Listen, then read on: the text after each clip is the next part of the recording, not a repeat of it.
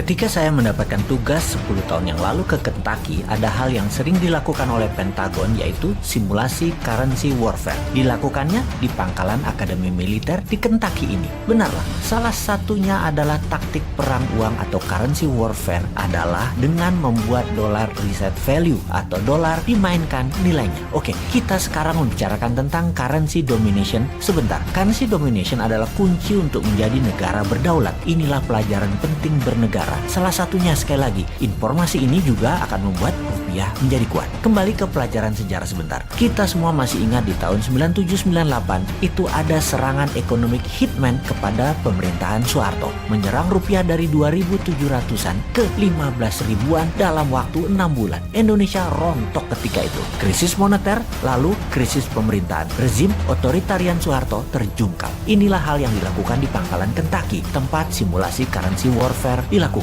Anda seperti saya kala itu akan tegang bagaimana simulasi yang mereka lakukan ini semua dengan perhitungan matematik yang rinci, detail, dan jelimet. Mereka melakukannya sekali lagi yang namanya dollar reset value. Simulasinya banyak ragam, dimana ketika saya hadir waktu itu mereka mensimulasikannya adalah mereka menaikkan nilai dolar 30% dari nilai saat ini. Misalnya 1 dolar adalah 14.500 rupiah, dibuat 1 dolar 20.000 rupiah. Jadi Indonesia yang memiliki hutang dalam dolar sekitar 450 billion dolar atau sekitar 6.000 triliun rupiah mendadak dalam sekejap hutangnya jadi 9.000 triliun rupiah. Bangkrut itu pemerintah dalam seketika kalau hal itu dilakukan, yaitu dolar nilainya dinaikkan 30%. Lalu dalam layar simulasi ada nilai currency dolar terhadap 190 negara di dunia. Dilihat apa yang terjadi, bagaimana dengan negara Singapura, bagaimana dengan Jepang, bagaimana dengan negara Eropa, bagaimana dengan Tiongkok, dan lain sebagainya. Menariknya, ketika dolar dinaikkan 30%, Tiongkok tidak rubuh. Cadangan devisa mereka walau ada dolar, namun gold di Tiongkok kuat dan banyak. Juga yuan dipakai di beberapa negara mitra mereka, membuat Tiongkok kuat. Simulasi kedua, nilai dolar dijatuhkan 50%. Ekspor barang Indonesia dalam dolar jadi hancur. Indonesia rubuh juga. Dalam bahasa Lemhanasnya adalah fail state. Dan hebatnya lagi, Tiongkok tidak rubuh ketika dolar dilemahkan 50%. Simulasi berikutnya yaitu dolar di-cut 80% alias tinggal 20%. Ternyata Tiongkok juga tidak lumpuh. Pokoknya di harga dolar berapapun Tiongkok kuat, bahkan Amerika yang rugi. Menariknya, Indonesia di level turun 20%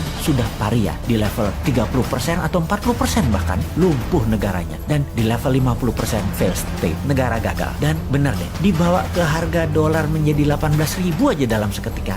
Biar pemerintah Indonesia. Sekedar mengingatkan, yang rubuh pemerintahnya ya, bukan negaranya loh ya. Oke, itu adalah salah satu di antara banyak informasi di Kentucky. Apalagi oleh-oleh dari Kentucky, pangkalan dan akademi militernya keren abis. Tempat latihan fisiknya, latihan baris berbarisnya, latihan jungle survivalnya, pelatih-pelatihnya world class semua. Dan ketika summer, anak-anak remaja digojlok di summer camp, dibuat kekinian pusat pendidikannya. Suara musik, bernyanyi, api unggun, sharing, kegiatan olahraga, hobi, semua berubah menjadi tempat yang seru bagi anak remaja dengan disiplin militer yang tinggi. Masuk pendaftarannya bahkan ngantri sampai berbulan-bulan, dibatasi kepesertaan anggota demi hasil maksimum.